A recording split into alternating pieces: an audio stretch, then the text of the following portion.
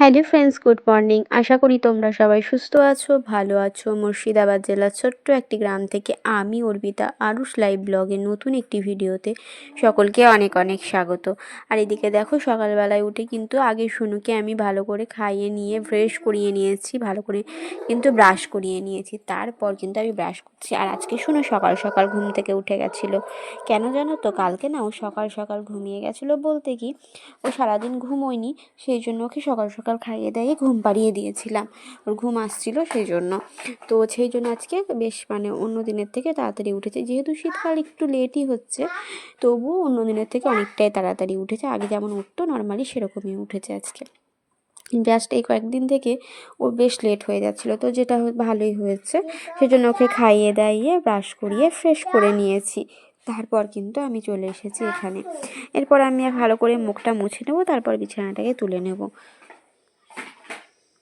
আর এদিকে আমার সোনা বাবার কাণ্ড দেখো। এখানে আমার যে সারদা মায়ের ছবিটা ছিল, সেই ছবিটা না খসে পড়ে গেছিলো। তো সেই জন্য শুনু সেটাকে নিয়ে এমন জায়গায় ঢুকিয়ে দিয়েছিল, দেখলে ওই দেওয়ালের ওই জায়গায় লাগানো ছিল, কিন্তু সেটা খসে গেছিলো।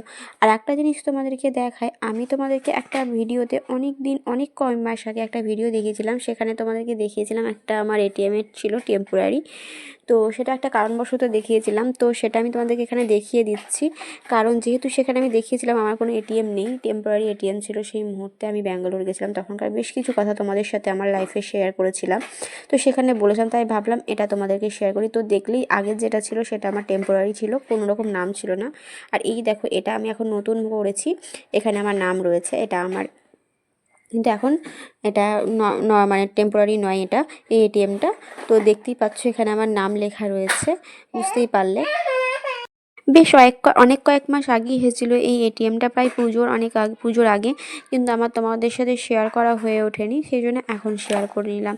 তো চলো, আমার কিন্তু খাওয়া দাওয়া সব হয়ে গেছে। তারপর আমি খাওয়া দাওয়া বলতে জল খাবার খাওয়া হয়ে গেছে।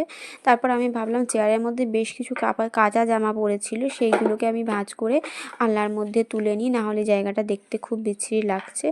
আর এখন শীতকাল, যেহেতু ঘরটা এমনি খুব ভরাট ভরাট লাগছে, কারণ যেহেতু জামা কাপড় বেড়ে গেছে, বিছানাতে লেপ কাঁথা এগুলো সব বেড়ে গেছে, সেই জন্য। আর কি বলতো, এই যে দেখো এখানে একটা এটিএম পেলাম অনেক পুরনো। যেহেতু আমাদের এই ব্যাংকটা ছিল প্রথমে ইউবিআই, সেখানকার এটিএম পুরনো, ওগুলো খারাপ, শুরু নিয়ে খেলা করে, তাই এদিকে চলে এলাম। একটু আমি ঝাঁটটার দিয়ে নেব, তার আগে এই গ্রিলগুলোতে একটু ঝুলগুলো ধরে নিচ্ছি। ঝুল কিন্তু এক্ষুনি ঝাড়বো, দেখবো আবার কিছুক্ষণ পর হয়েছে, এরকম একটা ব্যাপার। যেহেতু গ্রিলগুলোকে ঝাড় দেওয়া হয়, এই গ্রিলটা কিন্তু ঝাড়া হয় না সেরকমভাবে। আর বাকি গ্রিলগুলো ঝাড়া হয়, যেহেতু আমার সোনোগুলোতে উঠে পড়ে ধরে, সেই জন্য। আর সেই জন্য এই সব গ্রিলগুলোকে ভালো করে আগে ঝেড়ে নিলাম, যেহেতু কখন কি ধরবে। সব গ্রিলগুলো কিন্তু আজকে আমি ঝাড়িনি, বেশ কিছু গ্রিল ঝেড়েছি, আর কিছু গ্রিল ঝাড়া হয়নি। তো আজকে আমি একটু ভেবেছি।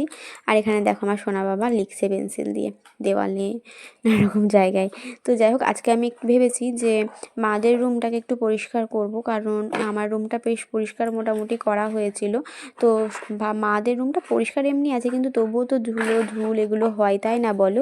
তো সেইগুলোকে একটু পরিষ্কার করে নেব। তো সেই জন্যই আজকে আমি কিন্তু একটু ঝাঁটটা দিয়ে প্রথমে এইগুলো ঝাঁট দিয়ে নেব, তারপর চলে যাব সোজা মায়ের রুমে।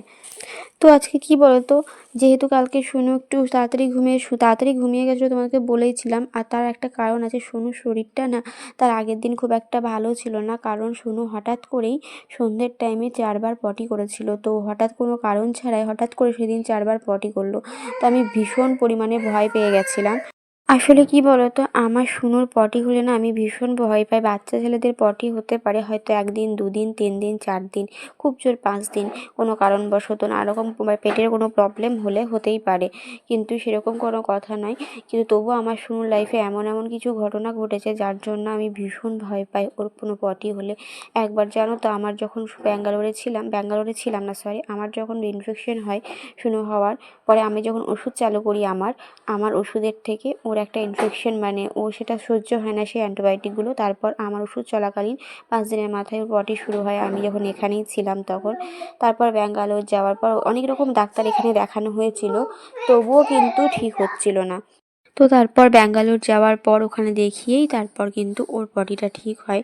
তো যাই হোক সেই দিনগুলো আমাদের ভীষণ খারাপ গিয়েছে। তো যাই হোক সেই টাইমে সঙ্গে ছিল আমার বাবা মা। তো কি বলবো, তাদের কথা বলে শেষ করা যাবে না। তো যাই হোক, তো চলো এই দেখো এইদিকে গোছাগাছি প্রায় কমপ্লিট হয়ে গেছে। তো যেটা বলছিলাম, সেই কারণে না আমি ভীষণ পরিমাণে ভয় পাই সোনুর পটি হলে। এছাড়াও এটা তো এরকম একটা কারণের জন্য হয়েছিল, এছাড়াও আরও দুবার ওর পটি হয়েছিল। আর একবার তো ওর কিছুতেই ডাক্তার দেখিয়ে ভালো হচ্ছিল না।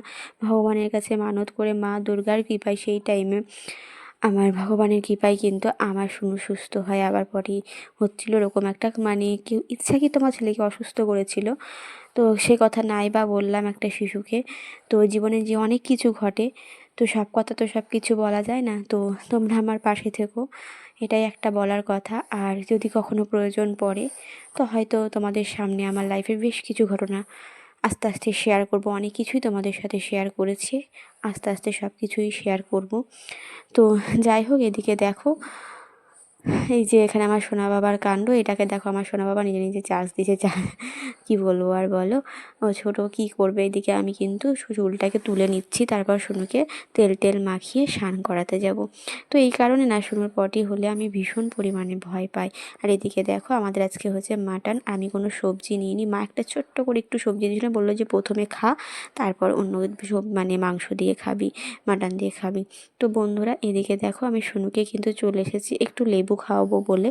ও কিন্তু ঘুম থেকে, তারপর ওকে একটু আমি জল খাইয়ে নিয়েছি, একটু লেবু এনেছি, সেটাকেও খাইয়ে দেবো ওকে। আর ও লেবু খেতে, যে কোনো লেবু, কমলা লেবুই বলো বা মৌসুম্বি লেবু বলো, ও ভীষণ ভালোবাসে খেতে। তো এটাকে একটু ওকে খাইয়ে নেব। আর হ্যাঁ, একটা বলার কথা, যে শুন ভালো আছে, ওর সেদিনই পটি হয়েছিল, তারপর কিন্তু ওর আর কোনো পটি হয়নি তারপর দিন থেকে, একদম সুস্থ আছে এখন। কিন্তু হ্যাঁ, একটু সর্দি লেগেছে, সর্দিটা ঠিকঠাকভাবে সারতেই চাইছে না। একবার ভালো হচ্ছে একটু দুদিন, আবার হচ্ছে, এটা ঠিকঠাকভাবে সেরেই উঠছে না। এরকম হলে আমাকে ডাক্তারই দেখাতে হবে এবার। তো বন্ধুরা প্লিজ আমার সঙ্গে থেকো। আর ভিডিওটি যদি ভালো লেগে থাকে অবশ্যই কিন্তু লাইক করে দিও। ভিডিওর কোনো অংশ ভালো লেগে থাকলে কমেন্ট সেকশনে কমেন্ট করে জানিও। যারা ভিডিও দেখছো কিন্তু এখনও সাবস্ক্রাইব করোনি আমার চ্যানেলে, যারা নতুন রয়েছো তারা প্লিজ সাবস্ক্রাইব করে পাশে থেকো। যারা ফেসবুক থেকে দেখছো তারা ফেসবুক পেজটি ফলো করে দিও। আর এদিকে দেখো সোনুর সোয়েটারটা একটা জায়গায় সেলাইটা একটু খসে গেছিলো, তাই বসে বসে একটু সেলাইটাকে কিন্তু করে নিচ্ছি। তো বন্ধুরা আজকে ভিডিওটি এখানেই শেষ করছি। আমার পাশে থেকো, সঙ্গে থেকো, সবাই সুস্থ থেকো, ভালো থেকো। দেখা হবে নেক্সট কোনো ভিডিওতে।